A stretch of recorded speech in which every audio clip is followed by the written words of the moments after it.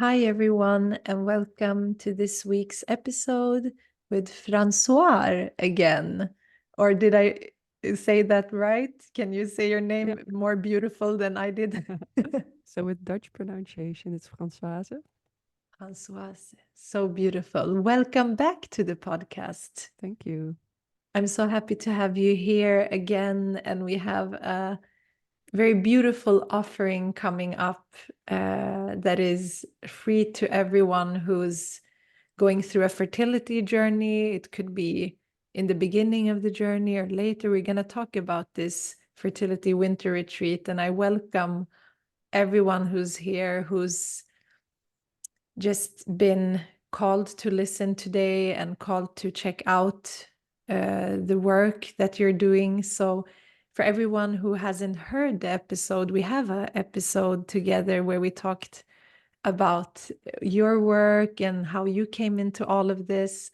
But maybe you can just introduce yourself to those who are new listeners and just let us know what you do and also what this upcoming fertility winter retreat is gonna be. About Yeah. yeah. Thank you. Well, thank you for having me. So my name is Françoise. I worked as a researcher for over 15 years, and a couple of years ago I made the shift to start coaching women who are trying to get pregnant, who are on a fertility journey. Very much based also on my own journey. So I've been trying to conceive for over a decade. Um, that didn't that was a long process. Ultimately, me and my partner, we ended up in fertility treatment. We had a son, Benjamin, in 2020 during COVID, and then 2 years later we had, or I call them the magical twins. So we had twin babies. One of them is an IVF baby, the other one was a spontaneous pregnancy. Both happened in the same cycle. um I started coaching before I got pregnant with my first, because I realized along the way how important it is to really take care of yourself. It can be so hard when you're trying to get pregnant, and it can be so lonely. So during when we were still in the process of inseminations, I started these groups for women who faced unwanted childlessness, so that we can really connect over that issue and find support, and just share what was going on in our lives with people who knew. Because when you're not in this, it can be hard for people to understand. You'll get I had a colleague once show me a video of her kids crying. She was like, it isn't fun all the time. Yeah, I know, but still, this is something I want really, really badly. Someone told me recently, you don't understand how badly I would want your most difficult day. Thought that was a really good way of capturing it. So yeah, I've been doing the work ever since, very, very much focused on mindfulness, on connecting to the body, not seeing your body as an instrument, but really as your partner in this fertility journey, taking care of your body, finding its wisdom, taking care of yourself. And that's why I also organized this fertility winter retreat. So that will be the first week of January. I have my own podcast, that Fertile Feeling, the podcast, and I invited some of my favorite speakers to give a practice or teach a lecture during that week. So every day there will be 3 guided practices on different topics. But it's all, the starting point is that for anyone who wants to conceive or get pregnant from a place of love, trust, and confidence and surrender. Like, if any of those words make you feel like, oh, I feel myself getting warm, or, you know, I can really feel that longing to go back to that place where trying to get pregnant was something magical and fun. That's what we are trying to work towards that week. And you are one of the, of the practitioners that will give a lecture there, or a practice. Yeah. And it's such a beautiful offering. It's free for everyone who's signing up now, and it starts January 1st, like you said. So it's a beautiful start of the year. And with the insights and experience that you've had, like embodied, it's so important, the work that you're doing and supporting, like a calling. And then it's really like it hit me also that how miraculous to uh, like go through that like we talked about that descent with the divine feminine descent, how important Mm. that journey is, and then still having hope and faith. Because some of you who are listening now, I have actually shared previously about my thesis on Françoise' podcast, the first thesis I did, which is all about the experience of infertility and IVF. And now this, during the fall and winter, I've been writing another thesis, which will be,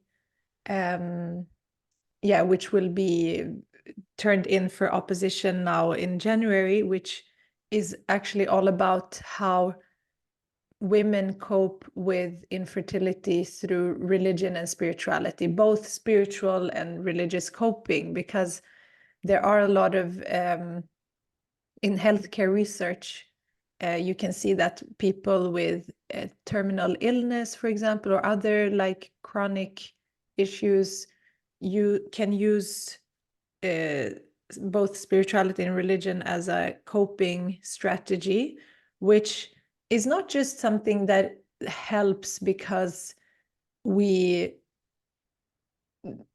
have a faith. It's more of how you approach things in life and what type of, however you surrender into life. It can be through just knowing that you have a path, a dharma, a purpose, or it can be that you know that you're always guided and that every experience has its own little diamond in it. But so what I wanted to share, so the session that I'm sharing is focused a lot on the spiritual aspect, since I work with that, but also like seeing in my like more academic research what it's led to for women. I could see that research shows that when you have, because I think many can relate to this, who is listening and going through their fertility journey or preparing for the first time to go into a fertility journey or have been for a long time, is that so many help resources is so focused on the physical, like everything else in life. It's like, usually, how do you work with your physical body, or how do you work with nutrition, or how do you do this? And there's so much doing all the time instead of like releasing and surrendering. And sometimes we have to do, of course. We just entered a earthy Capricorn season. It's all about being grounded and embodied and doing and being ambitious. But with fertility is like this, inviting the divine feminine essence into our lives and trusting that. So in this thesis, I saw, and that also inspired my session, of course, and it inspires the work that I do, and they weave together. But I saw that also, like, there was positive things that was attributed to one's faith and trust in the plan and one's life path. And then one thing, like a story like yours, also helps us to really believe in divine timing, synchronicity, and miracles too. Because sometimes maybe a doctor says something from their perspective because it's a limited perspective of the physical body. But we have heard so many like amazing stories about conception and conceiving after a long time, or something happens and then it happens. So that, I think that's a big relief. And I know you also worked with these things throughout your journey, right? Yeah. Yeah, I think the whole, as you mentioned, right, it's all about accepting that you're not in control. And we are taught from an early age that we are in control of life and that everything is possible if you just work hard enough. I think that's just the basic paradigm of society nowadays. So there's a big, I would almost call it a trauma that happens when you're trying to get pregnant and it's not working. You suddenly realize everything that I was taught from a young age, it doesn't apply to this one thing in my life that feels as the most important right now. Um, and that's where spirituality and religion come in, is showing you you aren't in control, and that's okay. So it's a completely new thing that we need to learn. How can you be okay with not being in control? How can you be okay with just allowing life to unfold? Um, and that's something that, yeah, became very clear for me on my journey as well. There was the only thing that I was in control of was how well I took care of myself. That's the thing I could focus on. And that's what I started focusing on also in IVF. So I wasn't going into the clinic thinking I need to do everything I can to get pregnant with the supplements and, and fertility yoga and the this and the that. I thought I'm going in and I'm going every day, I'm going to be really conscious about how do I want this journey to be? What do I want it to look like? How can it be nourishing for me, even though I'm taking hormones and it's exhausting? Okay, so I know that. Then how can I shape my weeks around the moments where I know that it's going to be extra exhausting and make sure that there's space for me to just be with that? Um, how can I take the hormones in a way that I am grateful, not just feeling like I'm putting poison in my body, but really seeing it as something that I'm doing to work towards that baby, and that there's all of these people that have been working on this to make this available, and finding the gratitude in that. So I think the most important insight for me from that whole fertility journey was you can turn everything into a ritual. Everything in life can become a ritual. And that's where you can find strength, and that's where you can find self-care, because with the ritual, with the mindfulness, you choose how you want to engage with the situation. Even with grief, even, I had a miscarriage in 2016. I Mm. even turned my miscarriage into a ritual of, yeah, stepping into the dark and seeing what I could find there. Yeah. Mm.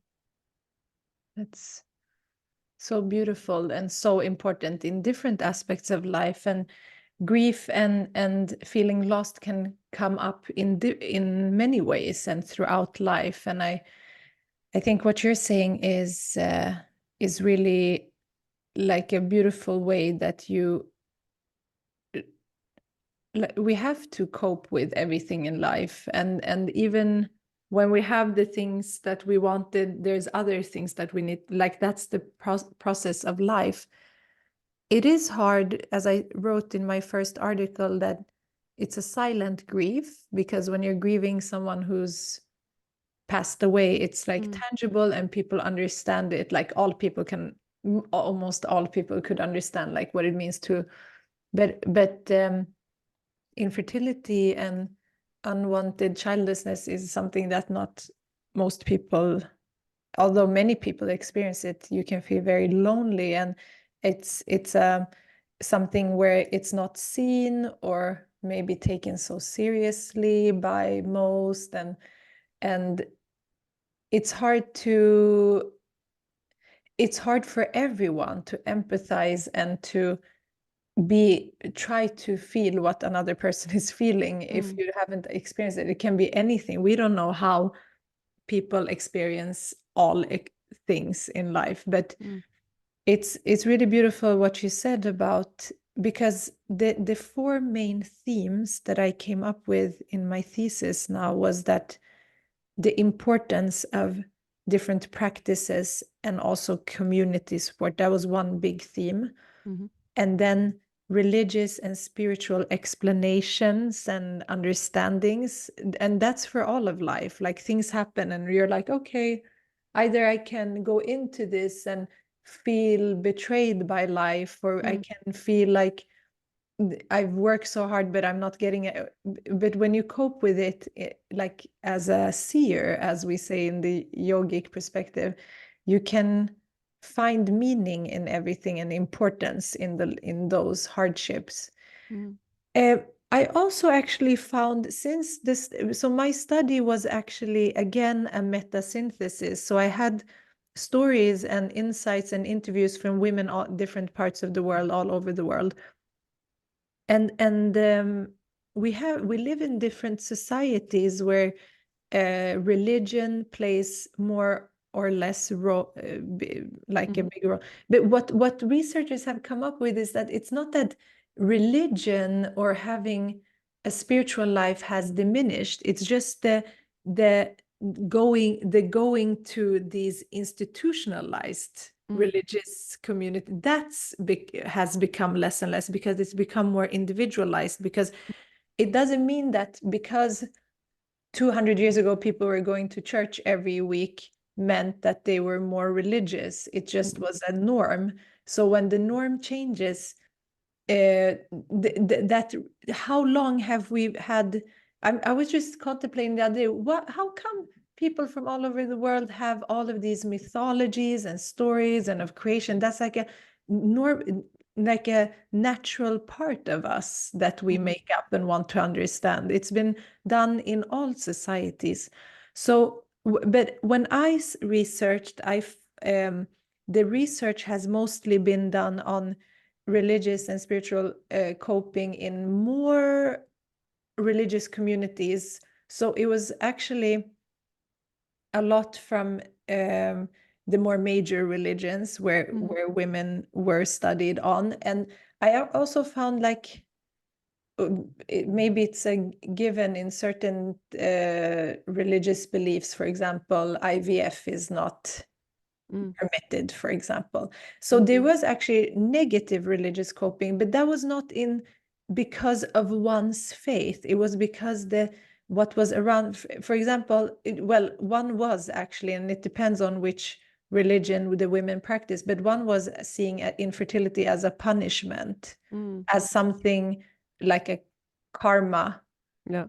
And of course, we, even if you are spiritual or religious or both, you can attribute, because you have a certain set of beliefs, and then you feel like, okay, maybe I deserve this, or I've done like something for this. It could be just that you're spiritual and believe in it. You don't have to be a Hindu to believe in like the effects and the cause Mhm. and effect and things like that. So that was something that women who negatively coped Mhm. through religion, and also the norms of the culture. And that could be, for example, in a culture or society where there is a norm on women to conceive or Mm. have a family. There was different, I have women from different backgrounds, and not feeling heard in one's prayers, and then getting objections for treatment. That was also one negative. But then when we come to the more so the three of the themes were positive coping. It was Mhm. trust and religious spiritual surrender. So seeing God or the universe as a support, and Mhm. feeling that you can rest into that, and also believing in divine timing and miracles, and also infertility as a strengthened faith and spirituality. Mm. So for me, as a teacher who works from the yogic perspective and also from my own experiences, the session I created was also to create some relief and healing around it. Mm. Because even if we are in it, we can gradually in cycles heal what is coming up. And 1 month can be healing one thing, or 1 year of the fertility journey can bring up certain things. But just in my intuitive and experiential um, understanding, is that this journey 100% brings up the wounds that we have not worked with. Mm. So everything that comes up in a journey like this is all that we need to face. And that can also be ancestral. It can be like from this life, or if we also think that we might have had past lives, that it's all interwoven. Yeah. And yeah, how do you, so just coming back to the retreat, actually, I Yeah. see that we have a lot of these topics coming up in different ways, and ritual, and the sensuality that Mhm. women can lose. And yeah, what do you, I talked a lot, but what can you add? You have probably so much to add to this. No, your research sounds amazing. I can't wait. Is it in Swedish or English? English. English. Oh, that's great. Yeah, Can't wait to I'll read it. share it for Yeah. sure. Yeah. And it made me think of an example. So someone once told me like she and her sister couldn't get pregnant. That was also a very religious family, but they couldn't go into treatment because this was God's plan for them. So I've also really recognized how religion can be, or there can be negative coping strategies. But it's so beautiful that you find that religion and spirituality are also very important tools for women, especially because that's not something that's taken into account at all in the more medical field. Maybe there's a little bit of awareness about the like body mind connection and the importance of mindfulness. I think that's as far as it goes today. And I really recognize what you say, that this process brings up the deeper wounds. And that's what I especially see with women who are in grief or loss when they lose a child. Like no one's grief is the same, because the grief always touches these deeper layers and these deeper wounds. And that's the real challenge I feel of the fertility journey, is healing those deeper parts of yourself. But that's also where you can already become like the best parent you can be, because everything that I'm not saying you need to heal yourself right before you can get pregnant. I don't think it works that way. Healing is like a lifelong process, but to become really aware of your wounds and knowing how to be with them.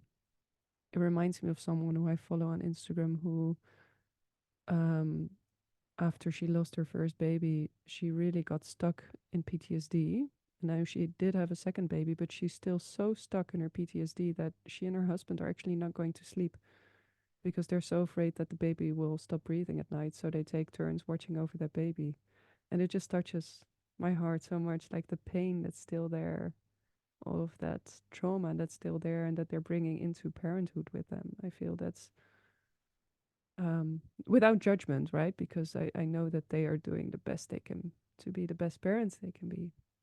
But yeah, these are the things that come up, and there's also opportunity to really work with that.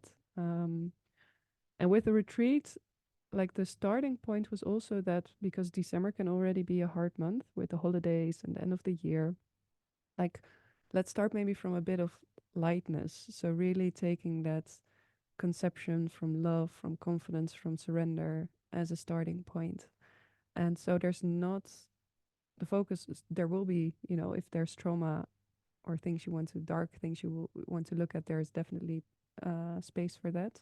But overall, it's really about seeing like, how do I want this year what do I want this year to look like when it comes to my fertility journey? So the first day will be about setting intentions and really saying, okay, what would it look like for me to conceive from a place of love, trust, and surrender? And what are very concrete things that I can start doing every day to tune into that frequency? Because we have that frequency within us. That's the place where we can find that confidence. So how can I make sure that I can access that every day? Um, and then the rest of the week, there's different themes. So day 2 will be all about the body, connecting with the womb, connecting with the body. I'm doing a guided womb meditation to really help you um, feel what's there, what wants to be looked at. Then I have a pelvic floor physical therapist, Emily Wilson. She also has a guided visualization that helps women work with the stuck energies in their wombs and really help them release anything that's ready to be released from there. And we have Nicola Hauskova, who is a yoga teacher. So she's doing a fertility yoga practice for egg quality specifically. So she has all of these postures that really bring blood to the womb and also work on the womb heart connection to strengthen that, and opening the chest to let go of any tension or grief that may be there. So it's really about opening the body for conception. Day 3 is all about hormones, because hormones are, of course, so important. Having a good hormonal balance, it's so important. And there's so many environmental influences today that affect our hormonal balance.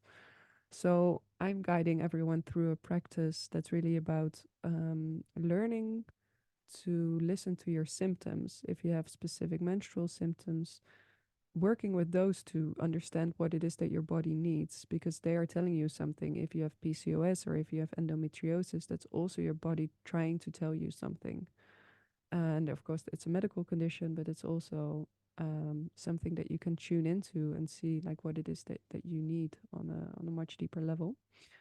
We have Iris Josephina, who is a functional hormone specialist. So she gives a class on eating for fertility, but really departing from a point of nourishing yourself. So it shouldn't be about heavy dieting and restricting yourself, but making it feel abundant and nourishing and good. And we also have Susanna Pueyes, who is an acupuncturist, and she teaches an acupressure workshop. So that's acupressure is acupuncture you can do yourself with your fingers, and it's all about also creating that hormonal balance that's beneficial for egg quality. Then day 4 is all about creating a fertile mindset. So we're looking at what's going on in your brain with your emotions. I'm teaching a class that day that's it's a dance exercise actually that helps you deal with the difficult emotions, the grief, the sadness, the fear. But by working with your body and with dance, you don't engage with the stories that are there in your head, but you really use your body to let those emotions pass through you as waves. That's what I love about working with the body, is that you can see how so much can release just by movement. Because we like to think about what's going on, and we like to ponder and come up with solutions. And before you know it, you spend 2 hours thinking about, why you got your period. Whereas if you could just feel the sadness and the disappointment and move with that in a dance, then it can also, you can work with that for like 15 minutes and then go on with your day. So it's such a big energetic difference. Rachel Cook will be guiding us through a fertility hypnosis.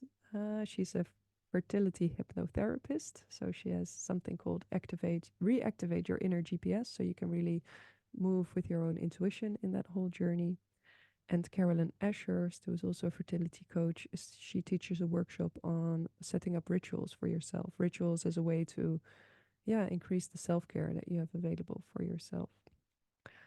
Day 5, that's your day. It's all about spiritual alignment, because getting pregnant is also a very spiritual process. It's about the start of life. I was actually talking about this with Emma Moon, who teaches a spirit baby class that day. And she said, we are so aware of what happens at the end of life. I think most people, even though if you're not really spiritually inclined, you would agree that something happens when someone dies and you see the soul almost leave their bodies. Well, if that soul leaves the body, there's also a point where the soul enters the body, and that's what happens at conception. So I thought that was a really beautiful way of looking at it, saying that it's really the beginning of the soul, and that's why you can also really call on that soul to come in. And it can be incredibly difficult. I remember I never really wanted to go there myself, because I was so afraid that I wouldn't find a soul, right? What if there wasn't anyone? But she has really beautiful tools to help you build up in a very gradual manner to start connecting to the spirit realm and see what's out there. Oh, you already told us about your ritual, so I called it the Finding Divine Guidance Goddess ritual. So I'm going to do all of these practices myself this week, but I know there's a bit of yogic practices in there. You work with mantras, oracle cards, so it's very rich.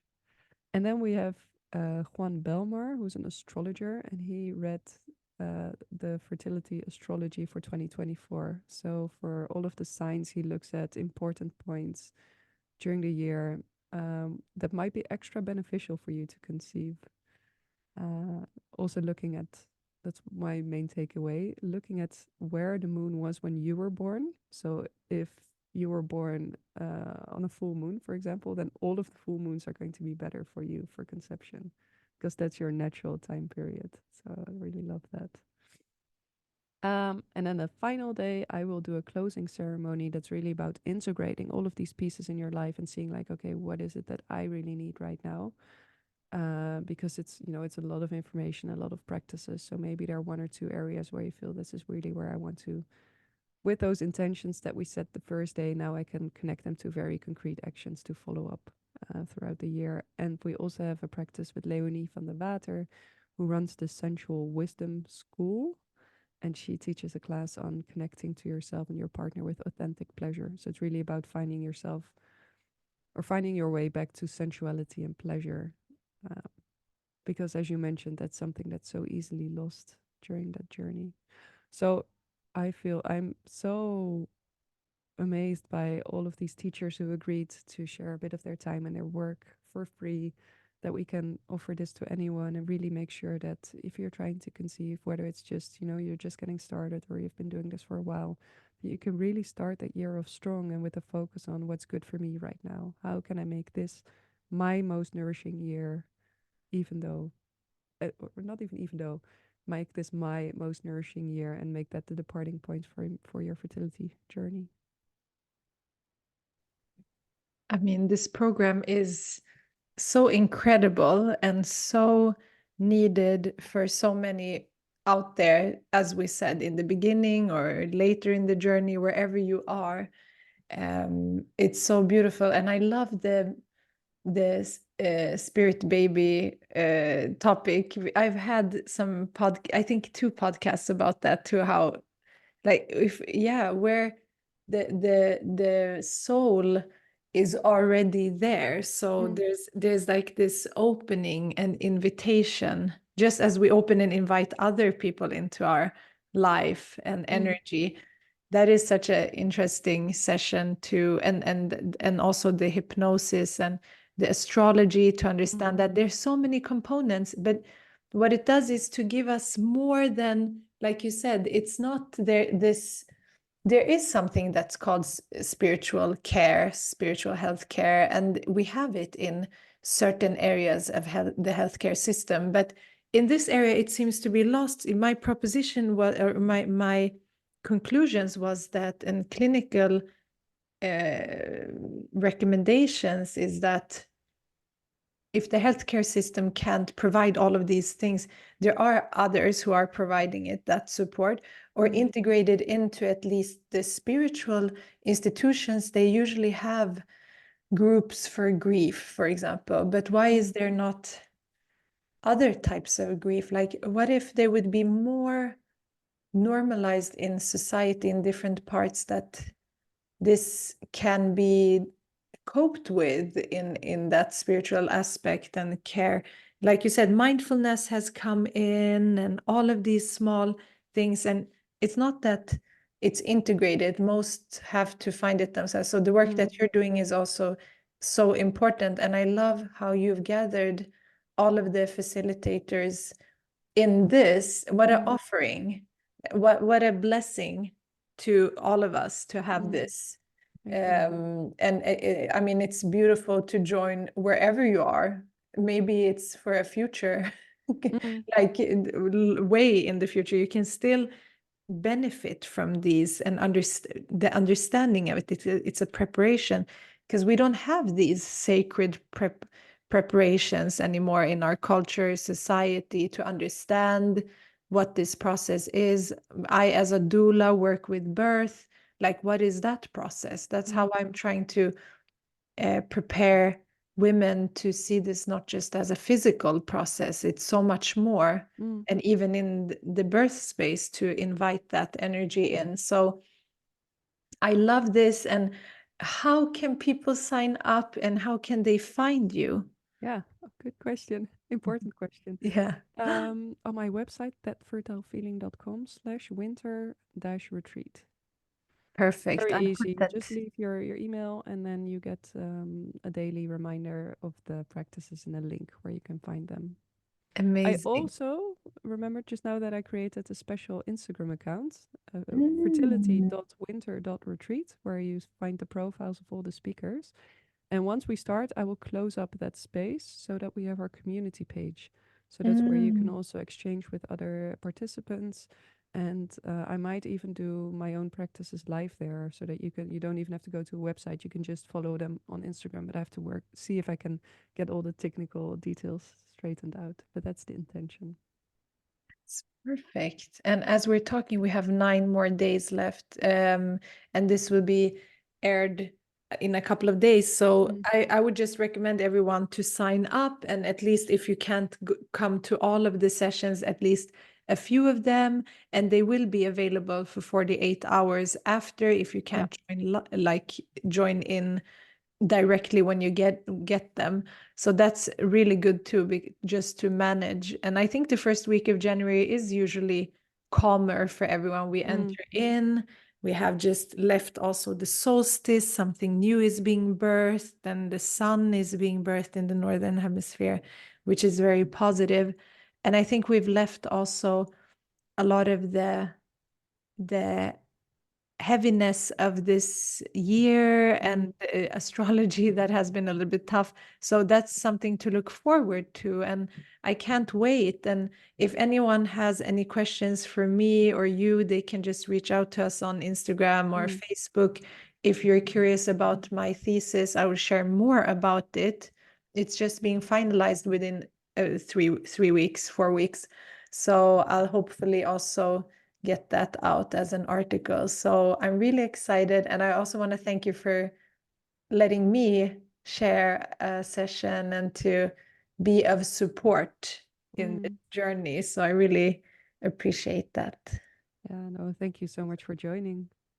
Thank you. And I'll put all the links in the show notes, and we welcome everyone to join in, and sending blessings and love to everyone who's going through this, maybe in a difficult way. And we have called upon some guidance and support. And I actually was shuffling my healing oracle, which focus a lot on healing. And we got the card, which is from the spiritual healing aspect. And it's, I'm one with the infinite consciousness. So that's a reminder actually for us, especially then as we move into the new year and finish the astrological year in Pisces, that we are one.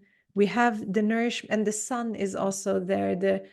This is a theme in my cards, the Kurdish sun symbol, and also the moon is in there. So the sun and moon merged, like that oneness, and how we can liberate ourselves through understanding that we are not just this body and experience. We can be the viewer and seer and experiencer and still be embodied and to go through all of this, but knowing that we're not alone, and that when we are healing and working on this journey, we're also healing so much more in this world. And as we're going through pain, we're also feeling others' pain. So there's this connection in this journey, and hopefully also when you're joining into this retreat, you will also feel that sense of community and support, that you're not alone. So yeah. Well, thank you so much for this beautiful conversation, and thank you for the work that you do. You too. Thank you.